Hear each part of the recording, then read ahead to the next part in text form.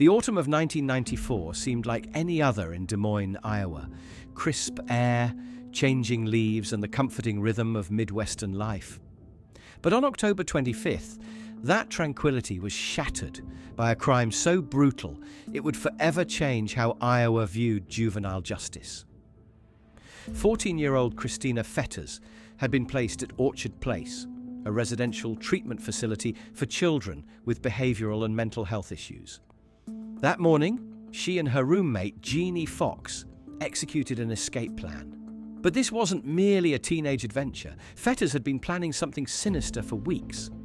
She had told other residents about her intention to rob and kill her 73-year-old great-aunt, Arlene Claim, claiming the elderly woman kept large sums of money in her home. After hitchhiking across town, the girls arrived at Claim's residence.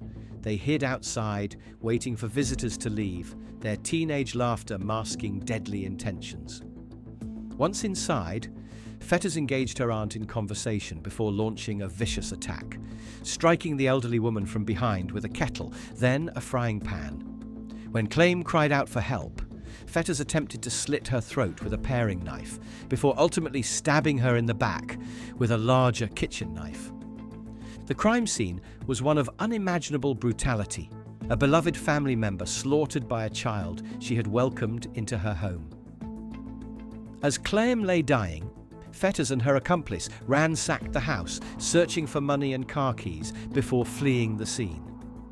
Their escape was short-lived. Within hours, both girls were in police custody, with Fetters openly confessing to the murder. At trial, the prosecution painted a picture of premeditated violence, highlighting how Fetters had discussed her plans with multiple witnesses and methodically executed them.